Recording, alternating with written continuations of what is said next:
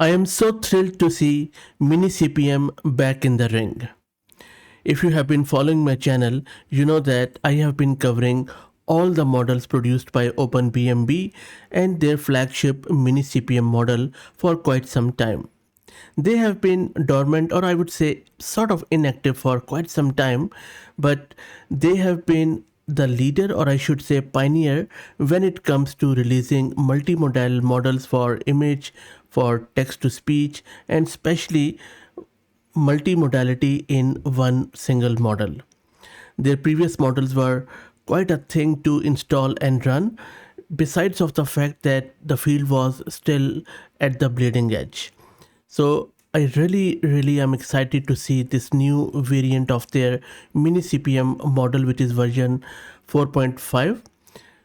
In this video, we are going to install it locally and then we are going to test it out with images and videos. This is Fahad Mirza and I welcome you to the channel. Let's get started. So what exactly is this OpenBNB's new model? It's a compact multimodal model which is designed to understand images, multiple images and videos all on the resource constrained device. It's very compact. Even you can run it on your phone as long as you have a beefy phone, of course. This is built on a solid foundation of Qwen 3 8 billion, and that already makes it quality oriented because we have seen Qwen 3 model in various tests on the channel that it really performs outstandingly. It also uses SIGLib2 400 million. It packs an impressive 8 billion parameter while outperforming much larger models like GPT-4o and even Gemini Pro in vision language tasks. You can read all of its benchmarking information on the Hugging Face card, and I will drop the link in video's description. I will be talking more about its architecture later down the road, but for now let's get it installed. I am going to use this Ubuntu system. I have one GPU card, NVIDIA RTX A6000 with 48 GB of VRAM. Let me create a virtual environment, and if you're looking to rent a GPU for very good price, you can find the link to Massed Compute in video's description with a discount coupon code of 50% for a range of GPUs, so please do check them out. Okay, let's go back and check what is happening on our terminal. Let's install all the prerequisites, which primarily include torch transformers, and I'm installing transformers from the source because it's quite a new one. While that installs it, let me introduce you to the sponsors of the video, who are iGent, which is the world's first multi-agent workforce desktop application, empowering you to build, manage and deploy a custom AI workforce that can turn your most complex workflows into automated tasks. And everything is now installed. Let's move forward. I'm now going to launch my Jupyter notebook.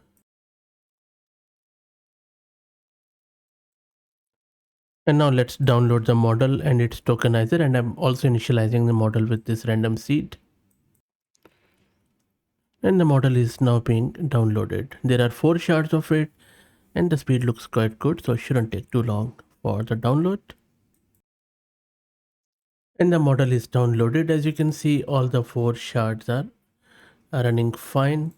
Let's do the inference. So first up, I'm just doing the image one. Now, one cool thing about this model is that it's a thinking model, which means that you can let the model think for a bit through chain of thought, evaluate what it is supposed to do, understand the problem a bit more deeply, and then give you the answer after evaluating various alternatives. You can also turn it on and turn it off by simply just toggling this enable thinking flag, and you can just put it in the models chat template. That is all there is to it. So I am giving it an image. I am just asking it that what is the process in the picture, and I will also show you the image. It is just related to photosynthesis. So let's check it out.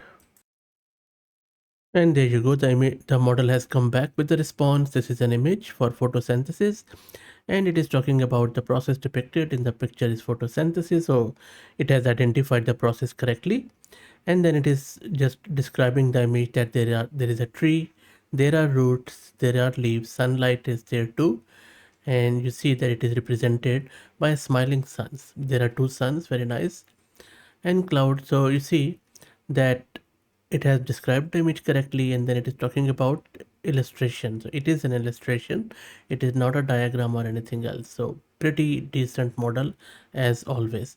Now it has gone even one step beyond. It has given you the equation, plus also described the equation in very simple words, because I think it also got the idea that this is mainly for the kids. Well done. Okay, now let's try to do a tabular one. So I'm just going to ask a question around this table. I will also try to enable thinking here. So for that, I'm just going to turn it into true, and let me put in my question and image path. So on the table, I'm asking it a bit of a harder question that is going to do some multi-column analysis on that table, where you can see that I'm asking it if a user has a budget laptop with limited VRAM but wants to run local AI models for edge inferences. Should they enable it or not? So it would require the model to do contextual reasoning. That is why I have enabled thinking. It is also going to do a bit of a synthesis of impact statements. Plus, I'm asking it to make a decision for me. Now, while I run this and it is running, let's check the VRAM consumption. So it is consuming just over 19 gig of VRAM, and it might just go that bit up, but just keep it's something like over around 19 gig. Now of course you cannot really run it on mobile phone or anywhere else, so they also have a quantized version on their Hugging Face, so you can download that quantized version, and that is the one you can easily run on your any modern beefy phone.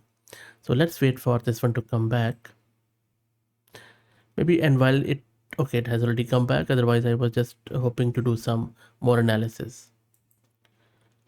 And there you go. So it has thought for a bit, and you see it is analyzing the table, it is checking step by step, as is the case with this chain of thought, and then it is checking the trade-off and it is checking it as per my prompt. So it is remaining uh, there under that context. It is check, I'm also reading it at the same time, and look, I think it is great. It is really it has done well. Not only it has understood the table, it has gone through the columns and rows, and so tabular analysis is quite good. And now it is giving me multiple options and from the different use cases, that okay, this is traditional generation speed and this is with override. Well done. And then after giving all the parameters, this is a conclusion that enabling the shared GPU memory override is justified. So it agrees, which is correct. And then it also significantly increased memory allocation. So I believe that looks pretty good, and it says ultimately the answer is the user should enable this shared GPU memory override because it provides larger memory for AI model, faster token generation, and so on and so forth. So look, not only the reasoning is quite well, image understanding, tabular format, awesome. Let's try out now a few OCRs, and it's a multilingual one, by the way. I think mostly it is good with Chinese and English, but let's see. For the OCR test, I'm giving it this image, and I have asked it to extract the text and identify the language. So it has extracted the text. Now I would also need your help if you're that language speaker, because this contains some German, some French, some Spanish, Hindi, Arabic, Russian, and few other languages. And you see it has identified English, French, German, Portuguese, Japanese, Russian, Hindi, Spanish. Yep, I think it has done wonderfully well. It has identified all the languages, by the way, and even the text which looks good to me. There are few tidbits here and there, but other than that, I think visually checking, for example, if you look at this Hindi one, I'm not sure if it is correct or not. Some parts are correct, some, this, for example, this one doesn't look that right to me, but anyway, I will leave it to the speakers of that language to help me out in the comments. Okay, so this is the OCR for you. Let's do a quick handwritten one too. Now in this handwritten one, not only I'm asking it to extract it, but also identify crossed out word. So it has, yep, done a good job on the handwritten word. and then crossed out words are not. Not really, it is do actually. And the other one is no, it is not. So it has just given me the previous one, which is totally hallucination. So you see, you cannot trust the model 100%. You have to have your own due diligence afterwards. Okay, so I would just say it has done the extraction well. And yes, to be fair, the models are not at that stage yet. I mean, humans can figure out this is do. And the first one, I can't even really tell what is the next one, but anyway. Okay, let's try out one more. Okay, next up, let's tackle a real world problem. So I'm just giving it this AI generated image and I'm asking it, does the color of lipstick suit this girl? And I have also enabled thinking flag because I think model needs to think here. Such an important question. And then if you go here, it says, I need to determine if the red lipstick suit her or not. Let her start by observing the details in the image. She has a fair complexion and vibrant red lipstick.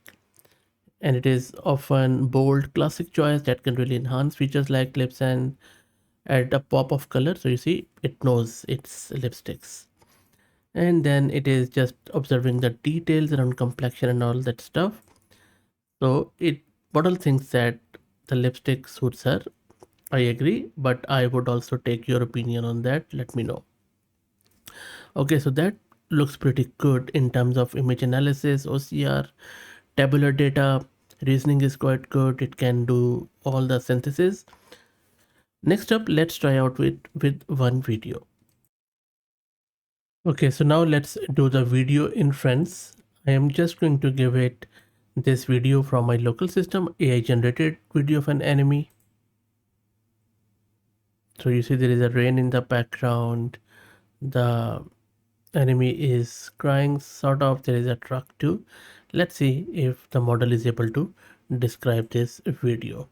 So I'm just going to run this video inference, and then we will also check the VRAM consumption. So with video, it just jumps over 22 gig of VRAM. And let's check it out. It says it opens with a close-up of an enemy character. Amazing. Focusing on her tearful eyes. This is simply sublime.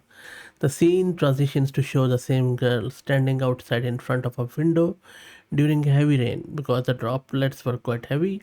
She is wearing a black dress and appears sad as she looks back into the room through the glass. No, okay, not really. I think this is where model is because that is not through the glass. She's already in the room. What do you think? I don't think so. This is where model has got it right. Yeah, because she is definitely standing inside the room, not through the glass. And she's looking at the camera. So this is where I guess model has slightly made a mistake. But other than that, let's check it out. Sorry, where is it? While holding on to the curtain rod for support, I know. So there are no cars. There was a truck who passed. The atmosphere is somber and there is no curtain rod there as we have already seen in the video. So, or maybe you can say it's not a rod, it is just a frame of the window. So I think I'm not really sure about this. I think it has done an average job.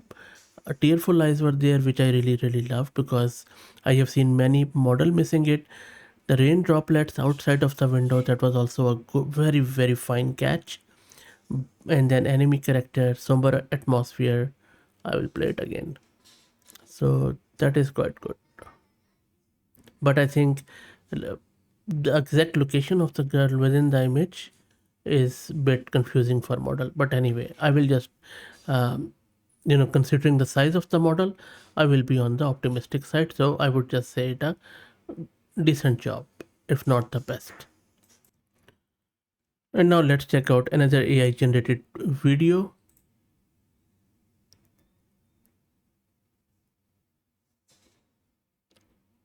So that is the video, just 7-8 seconds.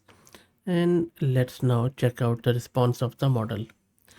So I have already run it. The model says the video features a blonde woman with long hair who is speaking directly to the camera. That's correct. Throughout the footage, she makes various facial expressions while maintaining eye contact. That is correct. And occasionally placing her hand or near her mouth as if emphasizing nopes. She is emphasizing something else. The lighting remains consistent. That's correct. Highlighting both her faces. That is correct. Her posture stays upright and centered within the frame throughout all clips.